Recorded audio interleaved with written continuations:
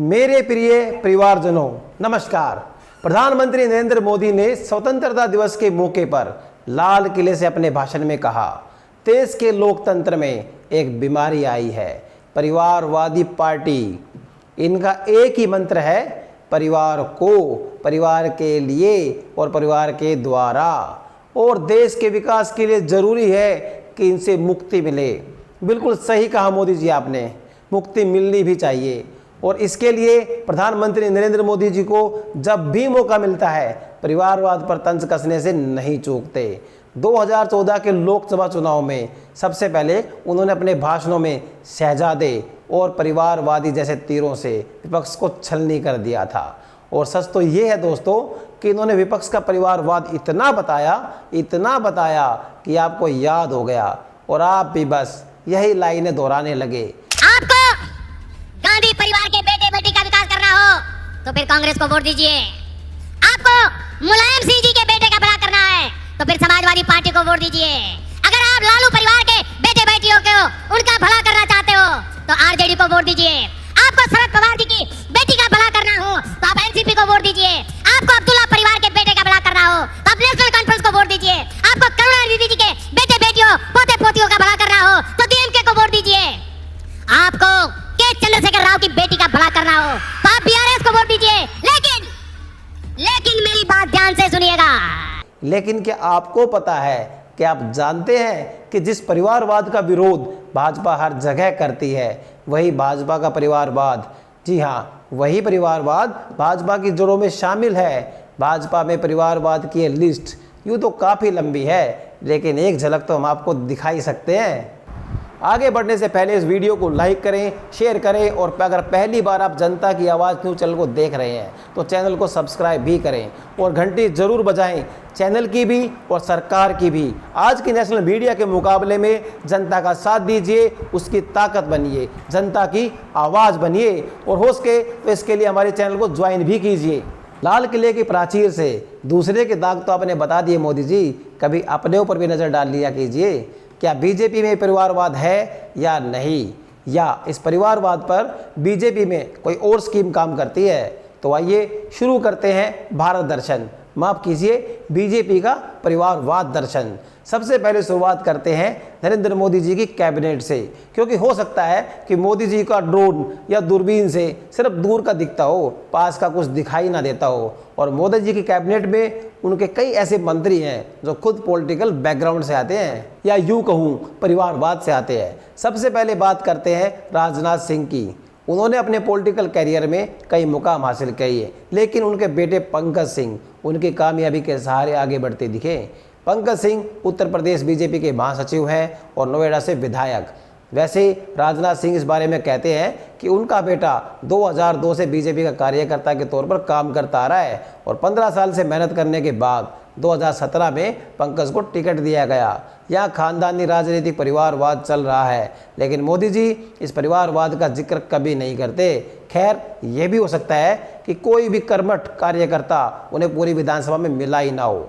अब बात करते हैं पीयूष गोयल की। मोदी कैबिनेट में मंत्री गोयल तेज तर्रार किस्म के माने जाते हैं। गोयल को वंशवाद का परिणाम भी कह सकते हैं। 3 बार विधायक रही हैं गोयल की मां चंद्रकांता गोयल, और गोयल के पिता वेद प्रकाश गोयल केंद्रीय मंत्री रहे हैं अटल बिहारी वाजपेयी की सरकार में। असल में ये भी परिवारवाद नहीं है, बाप मंत्री बेटा मंत्री बीजेपी के परिवारवाद की कहानी यह है कि राजा का बेटा ही राजा बन रहा है और आंदोलन करके मंत्री तो बने ही नहीं है। इनकी जगह पर कोई और आम व्यक्ति भी हो सकता था, लेकिन नहीं।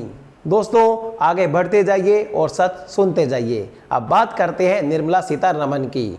तो वित्त मंत्री निर्मला सीतारमण ने जेएनयू में स्टडी की है और उनकी शादी एक पॉलिटिकल फैमिली में हुई है। निर्मला की शादी पराकला प्रभाकर से हुई और पराकला के पिता आंध्र प्रदेश कांग्रेस के एक बहुत बड़े जाने माने लीडर थे और मां विधायक रही है। बस परिवारवाद का कोई रोल नहीं है। और अगर बात करें रविशंकर प्रसाद की, तो बीजेपी के दिग्गज नेता रविशंकर प्रसाद ठाकुर प्रसाद के बेटे हैं। ठाकुर प्रसाद जो भारतीय जनता पार्टी के फाउंडर मेंबर थे, मिनिस्टर रहे हैं, उनके बेटे हैं रविशंकर प्रसाद। मोदी जी की कैबिनेट में ही मंत्री रहे। केंद्रीय मंत्री एवं भाजपा सांसद रविशंकर प्रसाद ने तो प्रेस कॉन्फ्रेंस में कहा था, परिवारवाद का मतलब नेता का बेटा ही नेता बनेगा, इसे हम कहते हैं परिवारवाद। जहां साधारण कार्यकर्ताओं के लिए कोई जगह नहीं है। क्षमता हो या ना हो, सामर्थ्य हो या ना हो, नेता वही बनेगा। अब कोई उनसे पूछे क्या ये परिवारवाद नहीं है? खैर छोड़िए, अब बात करते हैं मेनका गांधी की। मेनका गांधी को कौन नहीं जानता? संजय गांधी की पत्नी और भारत की पूर्व पीएम इंदिरा गांधी की छोटी बहू। आज उसी परिवारवाद की राजनीति से निकली मेनका गांधी बीजेपी की जानी मानी नेता हैं। तो वही मेनका गांधी के बेटे वरुण गांधी भी बीजेपी के सांसद हैं। मेनका गांधी पीलीभीत और वरुण गांधी सुल्तानपुर से सांसद हैं। क्या ये परिवारवाद नहीं है? अब बात करते हैं राव इंद्रजीत सिंह की। राव इंद्रजीत सिंह बीजेपी के मेंबर हैं और उनके पिता राव बीरेंद्र सिंह पंजाब के सीएम रह चुके हैं। क्या ये परिवारवाद नहीं है? अब बात करते हैं उड़ीसा की। और उड़ीसा में विपक्ष का एक तरफा परिवारवाद बताने वाले मोदी जी को उनकी पार्टी का परिवारवाद बताना जरूरी है। धर्मेंद्र प्रधान जो मोदी कैबिनेट में मंत्री हैं, उनके पिता देवेंद्र प्रधान उड़ीसा में बीजेपी के एक बड़े लीडर थे और वाजपेयी सरकार में मंत्री रहे थे। किरण रिजिजू, अरुणाचल प्रदेश के आने वाले किरण रिजिजू आज मोदी सरकार में मिनिस्टर हैं, जो कि वंशवाद का एक अच्छा उदाहरण है। किरण के पिता रिंचिन खारू अरुणाचल प्रदेश की पहली विधानसभा में प्रोटम स्पीकर के पद पर रहे हैं। और अगर बात करें हिमाचल की, तो वहां पर सीएम रहे प्रेम सिंह धूमल के बेटे हैं भाजपा के सूचना प्रसारण मंत्री अनुराग ठाकुर। क्या ये परिवारवाद नहीं है? क्या ये परिवारवाद बिल्कुल भी नहीं है। ब्रजभूषण शरण सिंह के बेटे प्रतिभूषण, क्या ये परिवारवाद नहीं है? उत्तराखंड में रीता बहुगुणा जोशी यूपी में बीजेपी की मंत्री रही हैं और उनके भाई विजय बहुगुणा उत्तराखंड के मुख्यमंत्री रहे हैं। क्या ये परिवारवाद नहीं है? बिहार में यशवंत सिन्हा बीजेपी के मंत्री थे और उनके बेटे जयंत सिन्हा बीजेपी के सांसद हैं। क्या ये परिवारवाद नहीं है? बात करें अगर कर्नाटक में बीएस येदियुरप्पा की, तो उनके दो बेटे हैं विजेंद्र और राघवेंद्र। बाप मुख्यमंत्री, बेटा विधायक और दूसरा बेटा सांसद। लेकिन ये भाजपा का परिवारवाद नहीं है। रुकिए मत, आगे बढ़ते जाइए और सच्चाई को जानते जाइए। गुजरात में अमित शाह और उनके बेटे जय शाह, क्या ये परिवारवाद नहीं है? लेकिन बीजेपी तो परिवारवाद की बात ही नहीं करती है। मोदी जी कभी कभी अपनी पार्टी का परिवारवाद ही बता दीजिए कि ये आप मिलते हैं रमन सिंह से, उनके बेटे का नाम है अभिषेक सिंह। ये भी कोई मजदूरी से अपना गुजारा नहीं कर रहा है, ये भी राजनीति में है। पिताजी मुख्यमंत्री रहे हैं और बेटे जी सांसद रहे हैं, लेकिन बीजेपी तो परिवारवाद की बात ही नहीं करती। खैर, अब बात करते हैं मध्य प्रदेश की। कैलाश विजयवर्गीय का नाम भी आपने सुना होगा। उनके बेटे हैं आकाश विजयवर्गीय। अब विधायकी लड़ने के लिए चंदा मांगकर पैसे तो लाए नहीं होंगे और ना ही एक साधारण कार्यकर्ता बनकर दरी उठाई होगी। मोदी जी की कृपा पिताजी पर होगी और पिताजी की कृपा बेटे जी पर रही होगी। और आकाश विजयवर्गीय खेलने कूदने की उम्र में विधायक बन गए। क्या ये परिवारवाद नहीं है? अगर बात करते हैं राजस्थान में, तो वसुंधरा राजे सिंधिया बीजेपी से राजस्थान की सीएम थी और उनके बेटे दुष्यंत जो अपनी माता के आशीर्वाद से बेटा सांसद बन गए, या यूं कहें बीजेपी के आशीर्वाद से।